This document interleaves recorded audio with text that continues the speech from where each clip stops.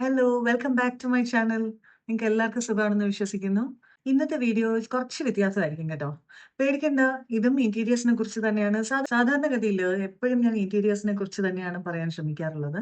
പക്ഷേ ഈ വീഡിയോയിൽ നമുക്ക് കുറച്ചൊരു ബാക്ക്ഗ്രൗണ്ട് സ്റ്റോറിയുടെ ആവശ്യമുണ്ട്. അത് എന്താണെന്നറിയോ? അത് എൻ്റെ വീട്ടിനെ കുറിച്ച് തന്നെ പറയുമ്പോഴത്തേക്ക് അത് കുറച്ചൊരു പേഴ്സണൽ ടച്ചോടുകൂടി പറയണമല്ലോ, അതിന് വേണ്ടിയിട്ടാണ്. കഴിഞ്ഞ കുറച്ച് വർഷങ്ങളായിട്ട് ഞാനും എന്റെ ഹസ്ബൻഡും മക്കളുമായിട്ട് ഇവിടെ അമേരിക്കയില് ബോസ്റ്റണില് സെറ്റിൽഡ് ആയിരുന്നു കേട്ടോ.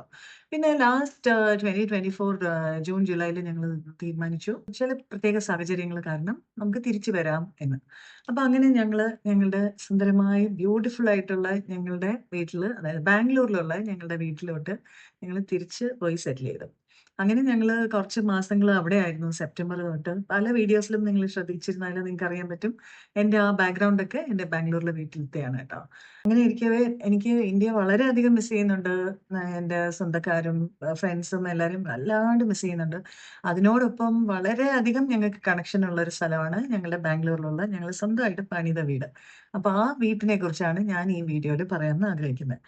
നമ്മൾ കൺസ്ട്രക്ട് ചെയ്യുന്ന ഓരോ വീട്ടിനും ഓരോ സ്റ്റോറിയാണ് അല്ലേ? അതായത് നമ്മുടെ ലൈഫ് തന്നെ ഒരു ശരിക്കും പറഞ്ഞ ഒരു ബ്യൂട്ടിഫുൾ സ്റ്റോറിയാണ്.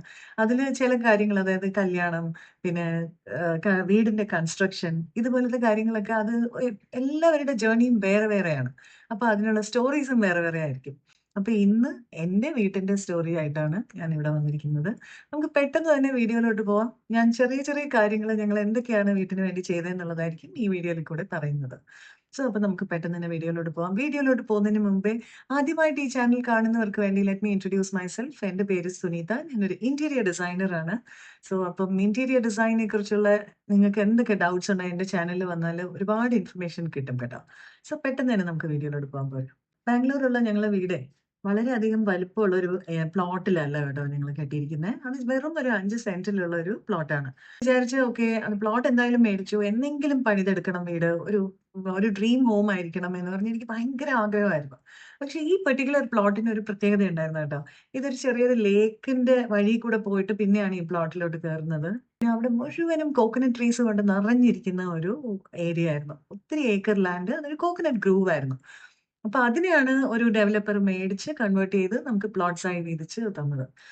ഞങ്ങൾക്ക് നമ്മുടെ ഒരു നാട്ടിന്റെ ഒരു ബ്യൂട്ടിഫുൾ ഒരു ഫീല് നമുക്ക് കിട്ടിയത് കൊണ്ടാണ് ഞങ്ങൾ ആ ഏരിയ തെരഞ്ഞെടുത്തത്.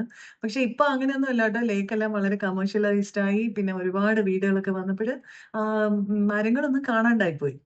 എനിവേയ്സ് അങ്ങനെ ഞങ്ങള് ആ പ്ലോട്ടൊക്കെ മേടിച്ച് വെറുതെ ഇട്ടിരിക്കുകയായിരുന്നു. പക്ഷെ ഞങ്ങളുണ്ടല്ലോ, നിങ്ങളിലും പലരും അതുപോലെ ചെയ്യുമായിരിക്കും അല്ലേ? ഞാൻ എവിടെ പോയാലും ഏത് റോഡിൽ കൂടെ പോകുമ്പഴും നമ്മള് ഡ്രൈവ് ചെയ്യുന്ന സമയത്ത് ഏതെങ്കിലും ഒരു നല്ല ഭംഗിയുള്ള വീട് കാണുമ്പഴത്തേക്കും നമ്മളവിടെ നിർത്തി അതൊന്ന് ആസ്വദിക്കും. ചില ആൾക്കാരുണ്ടല്ലോ ആരാണെന്നൊന്ന് എത്തി നോക്കിയിട്ട് ഇപ്പം മിക്കവാറും അതില് ഒരുപാട് പേരൊക്കെ മലയാളികളായിരിക്കാൻ ചാൻസ് ഉണ്ട് കേട്ടോ. ബിക്കോസ് നമുക്കൊക്കെ ഇഷ്ടപ്പെടുന്ന വീടുകളൊക്കെ ഈ ബ്രിക്ക്, സ്റ്റോണ്, പിന്നെ ഓട് അതുപോലത്തെ സ്റ്റൈലിലുള്ള വീടുകളായതുകൊണ്ട് ഒരുപാട് പേര് മാംഗ്ലൂറിയൻസും മലയാളികളും ഒക്കെ ഒരുപാട് പേരുണ്ടായിരുന്നു. അങ്ങനെ ചിലരൊക്കെ നമ്മള് അകത്ത് വിളിക്കും വന്നിട്ട് ആ വീട് കണ്ടോളൂ എന്നൊക്കെ പറയും. അത്രയും ബ്യൂട്ടിഫുൾ ആയിട്ടുള്ള മനുഷ്യരുണ്ടായിരുന്നു കേട്ടോ പണ്ട്. ഇപ്പൊ പക്ഷെ ആർക്കും ആരെയും വിശ്വസിക്കാൻ പറ്റാത്ത അവസ്ഥയാണല്ലേ. അങ്ങനെ ഞങ്ങളൊരു 2008 വളരെ സീരിയസ് ആയിട്ട് ചിന്തിച്ചു തുടങ്ങി. ഓക്കെ നമുക്ക് പണിതെടുക്കേണ്ടി വരും. ഇത് പണി സ്റ്റാർട്ട് ചെയ്യാം എന്നുള്ള ഇതിലോട്ട് വന്നു. പക്ഷെ ഇനി ഒരുപാട് കാര്യങ്ങൾ വേണമെന്ന് ആഗ്രഹമുണ്ട്. പക്ഷെ ആക്ച്വലി ഇന്നതാണ് വേണ്ടതെന്നുള്ളതിനെ കുറിച്ച് എനിക്ക് വലിയ ക്ലാരിറ്റി ഇല്ലായിരുന്നു. അപ്പൊ ഞങ്ങൾ ഓൾമോസ്റ്റ് ഒരു കൊല്ലത്തോളം നമ്മള് റിസർച്ച് ഇങ്ങനെ എപ്പോഴൊക്കെ സമയം കിട്ടുമോ, എപ്പോഴൊക്കെ നമുക്ക് ഒത്തിരി ജോലിക്ക് പോകലും തിരക്കും കുട്ടികൾ വളരെ ചെറുതാണ്. അപ്പൊ അതിന്റെ ഇടയിൽ നമുക്ക് എപ്പോഴൊക്കെ നമുക്ക് തിരക്കൊഴിഞ്ഞ ഒരു സമയമുണ്ടോ അപ്പോഴൊക്കെ ഞാനിങ്ങനെ വീട്ടിനെ കുറിച്ച് ചിന്തിക്കും, വരയ്ക്കും. അതിങ്ങനെ ആയിരിക്കണം, അങ്ങനെ ആയിരിക്കണം. അങ്ങനെ പല കാര്യങ്ങളും മനസ്സിൽ ഇങ്ങനെ ഒരു മോഹങ്ങളായിട്ട് നടക്കുന്ന ഒരു ബ്യൂട്ടിഫുൾ ടൈം ഉണ്ടായിരുന്നു കേട്ടോ ഞങ്ങളുടെ ജീവിതത്തില്. ഇപ്പൊ തോന്നുന്നത് ലൈഫില് ആ ഒരു വെയിറ്റിംഗ് പീരിയഡ് ഉണ്ടല്ലോ, അതായത് ആ ഒരു ഡ്രീം നമ്മൾ സ്വപ്നം കാണുന്ന ഒരു സമയമുണ്ടല്ലോ ലൈഫില്. അതാണ് നമ്മുടെ ഏറ്റവും പ്രഷ്യസ് മൊമെന്റ് എന്ന് എനിക്കിപ്പോ റിയലൈസ് ചെയ്യുന്നുണ്ട് കേട്ടോ ഞാൻ. അപ്പൊ anyways back to the story. ഞങ്ങളപ്പോ എന്ത് ചെയ്തു, ഞങ്ങള് പല വീടുകളും പല ആർക്കിടെക്ട്സിനെ മീറ്റ് ചെയ്ത് തുടങ്ങി. അപ്പൊ അങ്ങനെ ഒരു ആർക്കിടെക്റ്റിനെ ഞങ്ങൾക്ക് ഇഷ്ടപ്പെട്ടതാണ്. മഡ് ബ്ലോക്സ് കൊണ്ട് കൺസ്ട്രക്ട് ചെയ്യുന്ന ചിത്ര വിശ്വനാഥ് എന്ന് പറഞ്ഞ് ബാംഗ്ലൂരിൽ തന്നെയുള്ള ഒരു ആർക്കിടെക്റ്റ് ആണ്. പക്ഷെ ചില പ്രത്യേക സാഹചര്യങ്ങൾ കാരണം നമ്മള് അവരെ സൈൻ ചെയ്യാൻ പറ്റിയില്ല. അവരും ബിസി ആയിരുന്നു. പിന്നെ ഞങ്ങൾക്ക് ചില സ്പെസിഫിക്കേഷൻസ് വേണ്ടിയിരുന്നു. ഞാൻ എന്തൊക്കെ സ്പെസിഫിക്കേഷൻസ് ആണ് ഞങ്ങൾക്ക് വേണ്ടിയിരുന്നത് എന്നുള്ളത് ഞാൻ നിങ്ങൾക്ക് പറയാം ട്ടോ. അത് കഴിഞ്ഞ് ഞങ്ങൾ വേറെയും കുറേ ആർക്കിടെക്ട്സിനെ മീറ്റ് ചെയ്തു. പക്ഷെ ഒന്നും നമുക്ക് ഒത്തു വന്നില്ല. ആൻഡ് ഫൈനലി ഞങ്ങൾ സൈൻ ചെയ്ത ആള് ലോറി ബേക്കറിന്റെ സ്റ്റുഡന്റ് ആയ മിസ്റ്റർ ശങ്കറിന്റെ ഗ്രൂപ്പ് ഹാബിറ്ററ്റ് ടെക്നോളജി. ബാംഗ്ലൂരിലും അവർക്കൊരു ഓഫീസ് ഉണ്ട്. അതിൽ ആർക്കിടെക്ട് പ്രദീപ് എന്ന് പറഞ്ഞ പുള്ളിയുടെ ആ ടീമിനെയാണ് ഞങ്ങൾ സൈൻ ചെയ്തത്. ആൻഡ് അവരാണ് ഞങ്ങളുടെ വീട്ടിന്റെ സ്ട്രക്ചറും കാര്യങ്ങളും ഒക്കെ നമുക്ക് പണിതെടുക്കാനായിട്ട് ഹെൽപ്പ് ചെയ്തതും. വുഡിന്റെ മെയിൻലി, അതായത് ജനലുകളും ബാക്കി ഡോസും കാര്യങ്ങളും ഒക്കെ അവരുടെ കാർപ്പൻറ്റേഴ്സ് ആണ് ബാക്കി ചെയ്തത്. അത് കൂടാണ്ട് നമ്മൾ ബാക്കി ഫിനിഷിംഗ് ടച്ചസ്, അതായത് ഇന്റീരിയേഴ്സും പിന്നെ ബാത്റൂം ടൈൽസും പിന്നെ ഫ്ലോറിങ്ങും ഒക്കെ നമ്മൾ നമ്മുടെ തന്നെ എനിക്ക് കുറച്ച് വെൻഡേഴ്സ് ഉണ്ടായിരുന്നു, അവരെ കൊണ്ട് ഞങ്ങൾ എക്സിക്യൂട്ട് ചെയ്യുക ചെയ്തത്. ഓക്കെ, അപ്പം ഇതൊക്കെ ചെയ്തു. പക്ഷെ ഇതിലെല്ലാത്തിലും ഞങ്ങൾ റിയലൈസ് ചെയ്യാത്തൊരു കാര്യം എന്തായിരുന്നു എന്നറിയോ?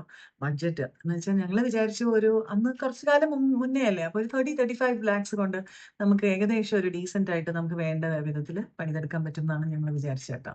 ആക്ച്വലി ഞങ്ങൾ 25 തുടങ്ങിയതാണ്. പക്ഷെ അത് ബഡ്ജറ്റൊക്കെ ക്രോസ് ചെയ്ത് ഏകദേശം 50 അടുപ്പിച്ചായി ഞങ്ങൾ ഫിനിഷ് ചെയ്ത സമയത്ത്.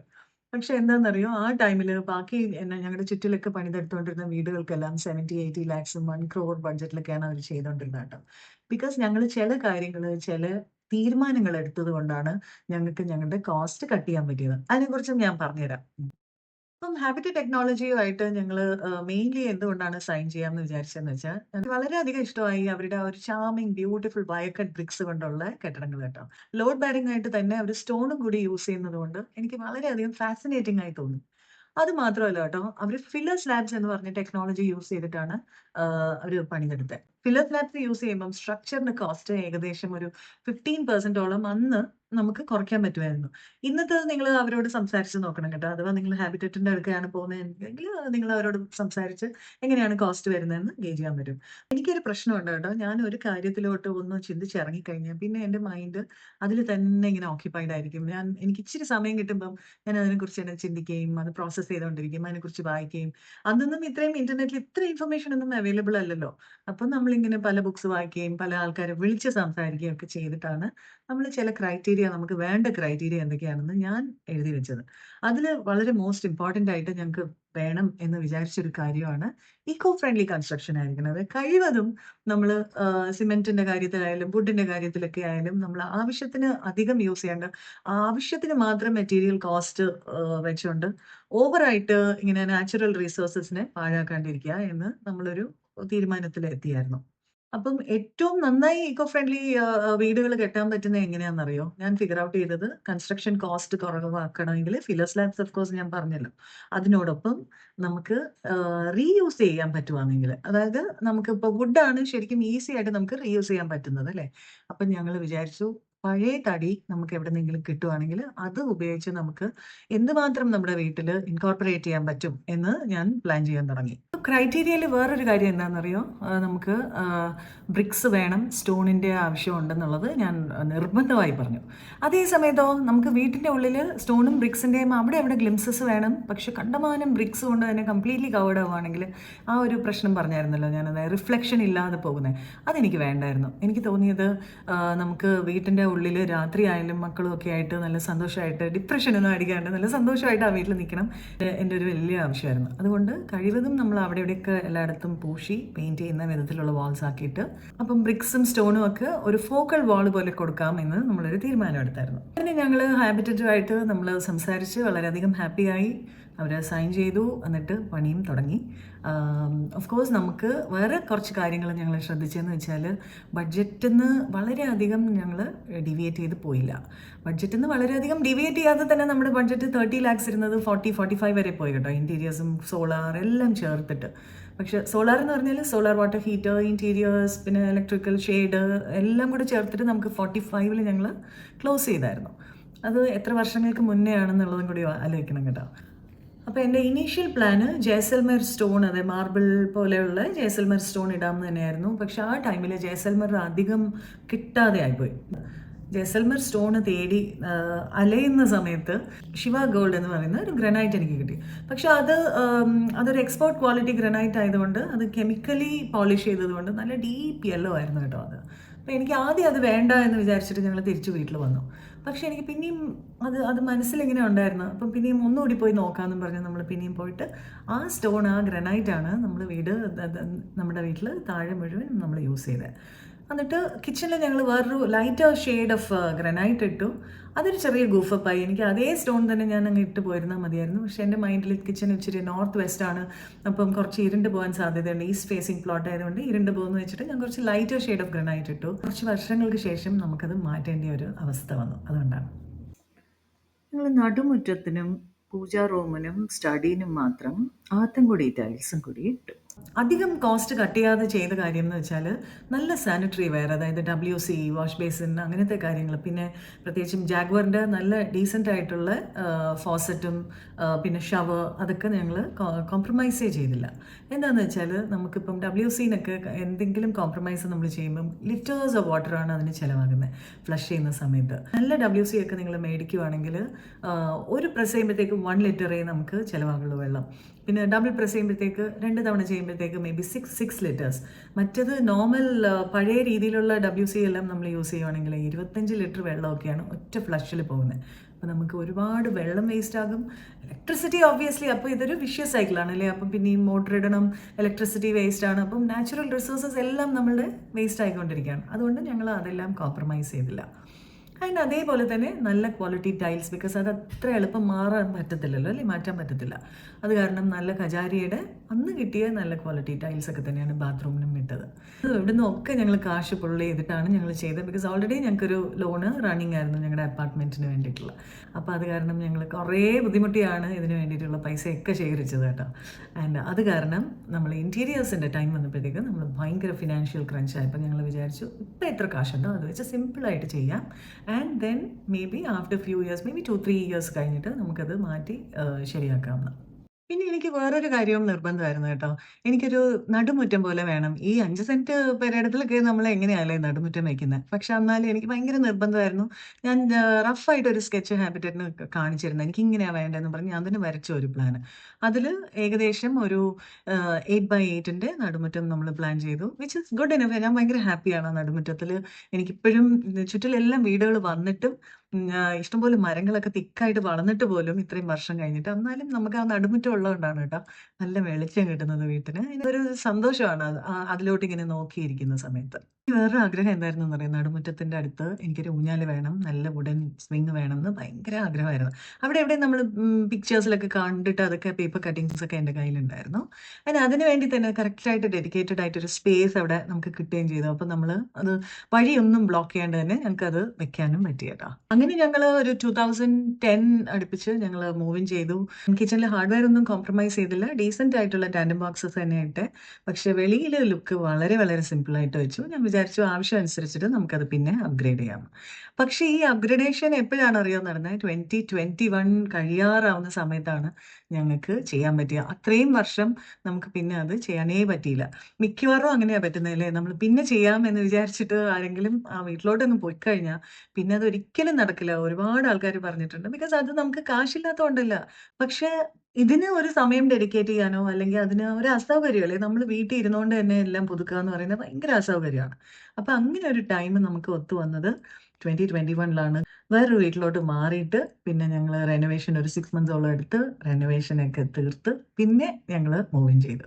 പിന്നെ അത് കഴിഞ്ഞിട്ട് നമുക്ക് അധികം ആ വീട്ടിൽ നിൽക്കാൻ പറ്റിയിട്ടില്ല. വെനെവർ വി ഗോ ദേർ നമുക്ക് ഭയങ്കര ഒരു സെറീൻ, ഒരു വളരെ പീസ്ഫുൾ ആയിട്ട് തോന്നിക്കുന്ന ഞങ്ങളുടെ സ്വന്തം വീട്. റെനോവേഷൻ എന്ന് പറയുമ്പം കണ്ടമാനമൊന്നും ചെയ്തില്ലെങ്കിലും കിച്ചൺ ഞാൻ കംപ്ലീറ്റ്ലി മാറ്റിയായിരുന്നു. അതിൻ്റെ ഫ്ലോറിങ്ങും ശരി, കംപ്ലീറ്റ് അതിൻ്റെ എങ്ങനെയാണോ അത് പണ്ടിരുന്നത് അതിൽ നിന്ന് ടോട്ടലി ഡിഫറെൻ്റ് ആക്കി കേട്ടോ. നിങ്ങൾ കാണുമ്പോഴത്തേക്ക് നിങ്ങൾക്ക് മനസ്സിലാവും.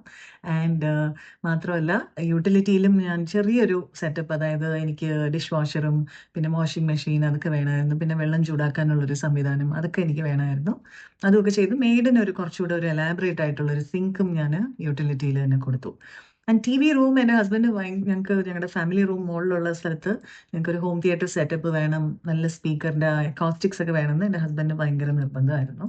അപ്പം നമ്മൾ അതിനുള്ള TVയുടെ യൂണിറ്റ് ഒന്നും നമ്മൾ ചെയ്തിട്ടില്ലായിരുന്നു. ഉള്ള ഒരു ചെറിയ ക്യാബിനറ്റിൻ്റെ പുറത്താണ് കേട്ടോ TV വെച്ചിരുന്നത്. കുറച്ചുകൂടി സമയം എടുത്ത് അതെല്ലാം ഒന്നുകൂടി ഒരു സെറ്റപ്പ് ചെയ്യാൻ ബാക്കിയിരിപ്പുണ്ട്. അല്ലാന്നുണ്ടെങ്കിൽ ഞങ്ങളുടെ ലൈബ്രറി ആകട്ടെ, ഞങ്ങളുടെ TV റൂം, ഞങ്ങളുടെ ബാൽക്കണി, ഞങ്ങളുടെ നടുമുറ്റം, ഞങ്ങളുടെ വെളിയിലുള്ള വരാൻഡ ആൻഡ് ഞങ്ങൾക്ക് ഉള്ള ഒരു കുഞ്ഞ് ഗാർഡൻ സ്പേസ്, ഇതൊക്കെ ചേർന്ന് ഞങ്ങളുടെ ഒരു മൊത്തം ഞങ്ങളുടെ കുടുംബം, ഞങ്ങളുടെ ബ്യൂട്ടിഫുൾ ഹൗസ്. നമ്മുടെ വീടെന്ന് പറയുന്നതേ അതിപ്പോ ഒരു വീട് കെട്ടണംന്ന് തന്നെ ഇല്ല കേട്ടോ. നമ്മളൊരു വീട് മേടിക്കുമ്പഴും ശരി, അത് എന്തോ ഒരു എന്തോ ഒരു ഇമോഷൻ ആ വീടുമായിട്ട് നമുക്ക് ഉണ്ടോന്നുള്ളത് നമ്മളെപ്പഴും നോക്കണം.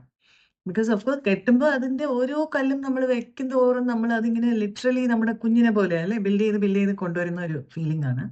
പക്ഷേ at the end of the day ഈ വീടെന്ന് പറയുന്നത് അതൊരു അസറ്റ് തന്നെയാണ്. അപ്പം ഒരുപാട് അറ്റാച്ച്മെന്റ് ഞാനിനി ഈ വീട് വിട്ട് എങ്ങോട്ടും പോവില്ല. അങ്ങനത്തെ അറ്റാച്ച്മെന്റ്സ് ഒന്നും നമുക്ക് പാടില്ല. And at the same time നമ്മള് ഒരു പുതിയൊരു വീട്ടിലോട്ട് പോവാ വാടകയ്ക്ക് നോക്കുന്നൊരു വീടാണെങ്കി പോലും, ആ വീട്ടില് നിങ്ങക്ക് ജീവിക്കാൻ പറ്റുമോ? ആ വീടുമായിട്ട് നിങ്ങക്കൊരു കണക്ഷൻ ഉണ്ടോ? എന്നുള്ളത് നിങ്ങൾക്ക് എപ്പഴും എന്താ പറയാ just open your census like നിങ്ങളുടെ കണ്ണും, നിങ്ങളുടെ മനസ്സും എല്ലാം ഇങ്ങനെ ഓപ്പൺ ആയിട്ട് പോവുക. എന്ന് വെച്ചാൽ just be open at receiving the energy എന്ന് എനിക്ക് തോന്നും. ഞാൻ എല്ലാ വീടും ഞാൻ പണിത വീടാകട്ടെ, ഞങ്ങള് മേടിച്ച വീടുകളാകട്ടെ, ഞങ്ങള് റെന്റിന് താമസിച്ച വീടുകളാവട്ടെ, അവിടെയെല്ലാം ഞാൻ എൻ്റർ ചെയ്യുമ്പഴത്തേക്ക് എനിക്കൊരു എനർജി ഫീൽ ചെയ്യുന്നുണ്ടോ? എനിക്കൊരു പോസിറ്റീവ് വൈബ് ഫീൽ ചെയ്യുന്നുണ്ടോ? ഞാൻ കാണുന്ന കാഴ്ച കൊണ്ട് എനിക്ക് വിഷമമാണോ വരുന്നേ? വെളിയിലത്തെ കാഴ്ചകൾ എനിക്ക് വിഷമം തരുന്നതാണോ? അല്ലെങ്കില് സന്തോഷം തരുന്ന കാഴ്ചകളാണോ? ഇതൊക്കെ ഞാൻ വളരെ സെൻസിറ്റീവ് ആയിട്ട് അബ്സോർബ് ചെയ്യുന്ന ഒരാളാണ്. എപ്പോഴും പുറത്തല്ല അല്ലേ സ്പെൻഡ് ചെയ്യുന്നത്. അപ്പം വീട്ടിന്റെ ഉള്ളിലാണ് കൂടുതൽ സമയവും നമ്മള് സ്പെൻഡ് ചെയ്യാൻ ആഗ്രഹിക്കുന്നത്. നമ്മളിൽ ഒരുപാട് പേര്. എത്ര കുഞ്ഞു വീടാണെങ്കിലും ശരി കേട്ടോ. നിങ്ങൾക്കതില് നിങ്ങളെവിടെയാണ് അതില്? നിങ്ങൾക്ക് നിങ്ങളെ അതിനകത്ത് കാണാൻ പറ്റുന്നുണ്ടോ? നിങ്ങളുടെ പേഴ്സണലൈസ്ഡ്, കസ്റ്റമൈസ്ഡും നിങ്ങളുടെ പേഴ്സണലൈസ്ഡ് ആയിട്ടുള്ള ഒരു വീടാണോ അത്? എന്നും കൂടി നിങ്ങളെപ്പഴും അറിഞ്ഞിരിക്കണം. അപ്പൊ നിങ്ങൾക്ക് വീഡിയോ ഇഷ്ടപ്പെട്ടിട്ടുണ്ടാവുമെന്ന് ഞാൻ വിശ്വസിക്കുന്നു. ഇനിയും കൂടുതൽ വീഡിയോസുമായിട്ട് വരുന്നതായിരിക്കും. അതുവരെയും ലൈക്ക് ചെയ്യണം, ഷെയർ ചെയ്യണം, സബ്സ്ക്രൈബ് ചെയ്യണം. ബൈ.